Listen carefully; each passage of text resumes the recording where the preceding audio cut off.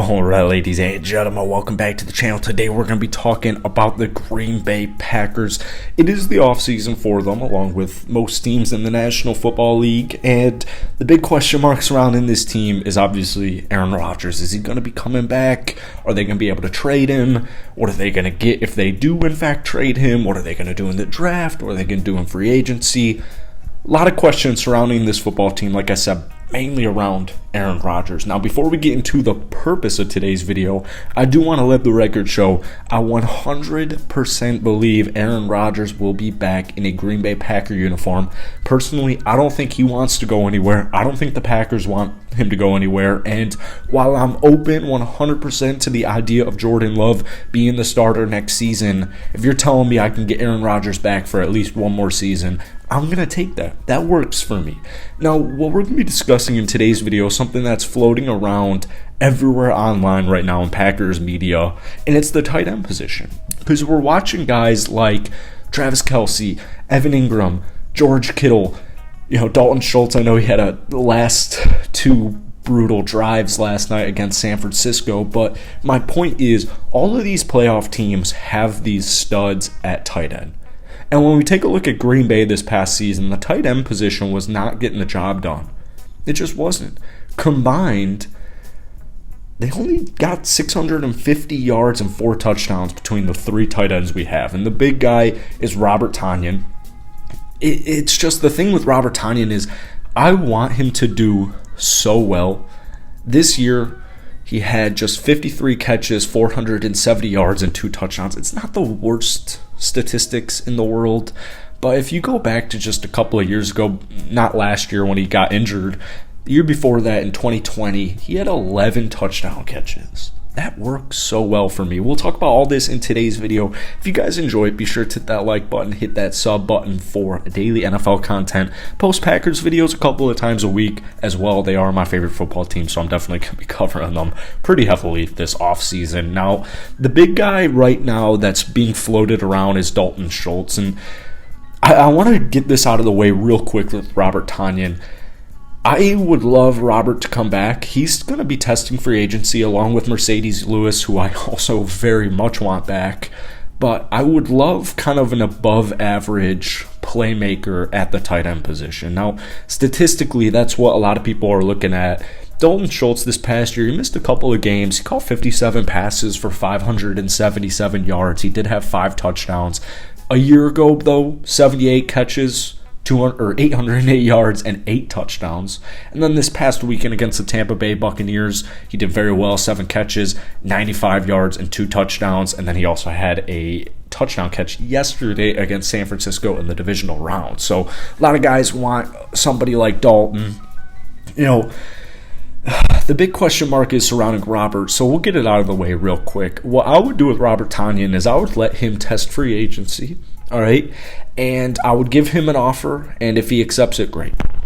Because, once again, I do think Robert Tonyan will have a little bit of interest in free agency, but I don't think he's going to be the big name. There are some big names out there in free agency as far as tight ends go this past year, and it's not like 53 catches for 470 yards and 2 touchdowns is bad, but just once again, if you go back 2 years ago where they had 586 total yards, 52 catches, so basically the same amount of catches, averaging a couple of more yards per reception, and 11 touchdowns, double-digit touchdowns, it is unideal for Robert. Now, he's been a Packer ever since he got drafted into the NFL, 5 straight years, so I would love to have him back, but it does look like he kind of missed out on a step.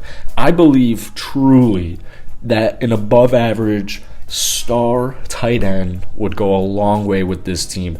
Now, I'm not saying the Packers need to target Dalton Schultz, and it makes it a lot easier if you watched yesterday's game against San Francisco, where I don't really know, the toe tap, I don't really know quite what the thought of that was. But what we do know with the Green Bay Packers is offensively, it was super iffy all year. Now, they did rank 14th in points per game, but we came more alive as the season went on when Christian Watson essentially broke out as our number 1 receiver. So you got to keep in mind for over half of the year just about, Christian Watson dealing with a bunch of injuries, our whole wide receiver corps dealing with a bunch of injuries. We traded away Davante Adams in the offseason. there was no clear wide receiver one. So what happened? Well, we really struggled to put up points. We really struggled to win, yes, but we also struggled desperately in the red zone. It was not good. We scored touchdowns on just 51.9% of our red zone trips, which was good for just 23rd in the NFL. And if you were watching these past couple of weeks, the commentators, the announcers, they loved bringing up this statistic. Like, oh, if you go back to, Matt LaFleur's first couple of years in Green Bay, this was one of the best, if not the best, red zone offense, and now they're just not even mediocre. They're way below average, and unfortunately, it's a reality check. It really is a reality check. Now, the guy I'm targeting is going to be Evan Ingram, all right? And I would take guys like Dalton Schultz. I will take Robert Tonyan, like I said, but Evan Ingram to me is the guy. Now, there is something fun going on in Jacksonville, so I kind of have reason to believe Evan Ingram will decide to go back to Jacksonville, especially with the money that they put in this past offseason with their team. It's just a fun culture.